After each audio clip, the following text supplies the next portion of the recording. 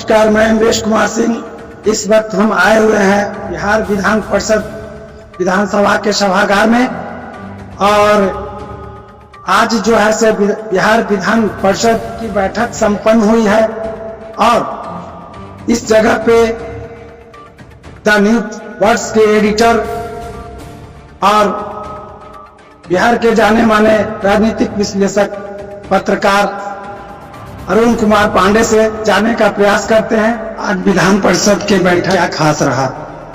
देखिए, आप आज बिहार विधानमंडल के परिसर में आप हैं और आज बजट सत्र का 8वां दिन है और संक्षिप्त उल्लेख आप जानना चाहते हैं क्या हो।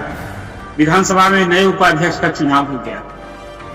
श्री नरेंद्र नारायण यादव जो बिहार के पूर्व मंत्री हैं, जदयू के नेता हैं, विधानसभा के नए उपाध्यक्ष हैं। एक अपनी छवि के धनी हैं, साफ सुथरी छवि, बड़े मृदुभाषी और सभी दल के लोगों का प्यार वो जीतते हैं। आज सदन में जब उनका निर्वाचन हुआ तो सभी दलों ने एक स्वर से नरेंद्र नारायण यादव के व्यक्तित्व, उनके कृतित्व, उनके स्वभाव और उन चीजों की जितनी समझ रखते हैं गहराई तक सबों ने साथ और उन्हें भरोसा दिलाया कि अब जिस कुर्सी पर वो अभी आसन ग्रहण करने जा रहे हैं वो तो पंच परमेश्वर की कुर्सी होती है। हमारे लिए तो अब दल नहीं, सभी हमारे लिए एक समान भरोसा दिलाया उन्होंने कि सदन के जो नियम है, परंपरा है, वर्षक हम आप लोगों की उम्मीदों पर खरा उतरेंगे। तो एक बड़ी उपलब्धि हो गई आज दोनों सदनों की। फिर बिहार के अपर मुख्य सचिव के पाठक विवाद में घिरे रहे। अब के पाठक की तो हालत हो गई है कि सीएम आदेश दे रहे हैं, वो मान नहीं रहे। स्कूलों की टाइमिंग को लेकर के अब सरकार की फजीयत हो रही है। मुख्यमंत्री सदन में आप घोषणा कर रहे हैं, बच्चे मुख्यमंत्री की घोषणा सरकार का आदेश होता है और आदेश का पालन अधिकारी नहीं कर रहे हैं। मतलब वो इतना बड़ा अधिकारी, अपर मुख्य सचिव स्तर का अधिकारी मुख्यमंत्री का आदेश नहीं माने, क्या कहा जाएगा। मैंने इसको तो कुछ कहना ही इसी के लिए हैरानी हुई बात है। और मुख्यमंत्री उस अधिकारी की मुफ्तन प्रशंसा भी कर रहे हैं।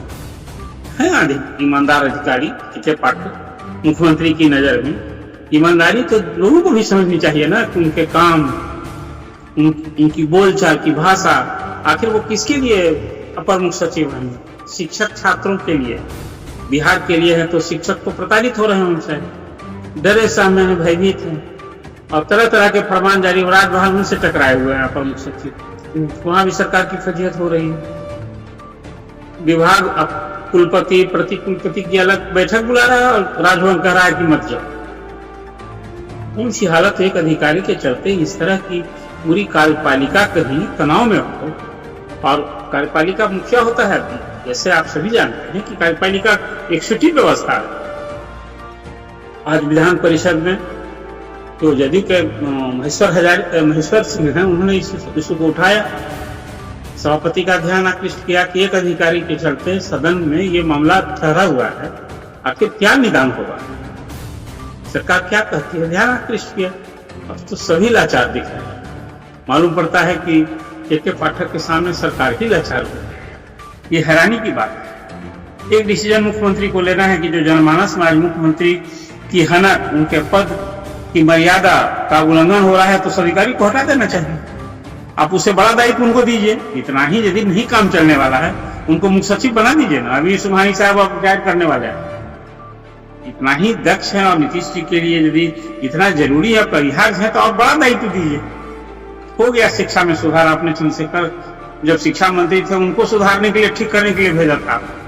उसमें मुझे लगता है शिक्षा में सुधार की दृष्टि में आखिर मुख्यमंत्री तो 15, 16, 17 साल से मुख्यमंत्री, अब क्यों याद आए के पाठक? उस समय की पृष्ठभूमि याद करें। कुछ बातें ऐसी होती हैं जो सदगुरु समाज को पीड़ा होती है। इस चीज मुख्यमंत्री की ऑथोरिटी चैलेंज हो, उसको कौन आदमी सराहे? इसलिए एक इशू ऐसा खड़ा है कि सदगुरु समाज के लिए चिंता है और जो लोग नियम कानून संविधान में विश्वास रखने वाले हैं, वो सबको हैरानी हो। इसलिए एक चर्चा ऐसी है जिस आपके सामने सचमुच बड़ा आज बिहार के लिए शिक्षा में सुधार जो मिशन है के पाठक का, या के पाठक के आने के बाद स्कूलों की दशा सुधरी है। शिक्षक समय से स्कूल जा रहे हैं, पढ़ाई होने लगी। इधर 10.2 लाख शिक्षक बहाल हुए, उससे भी तो सुधरी है स्थिति। इसी सरकार ने बहाल किया है। लेकिन जिन नियोजित शिक्षकों के योग्यता पर सवाल उठाया जा रहा है, आखिर इसी सरकार ने तो 15-16 साल से सबको बना रखा। अब आज आप कह रहे हैं सक्षमता परीक्षा लेंगे।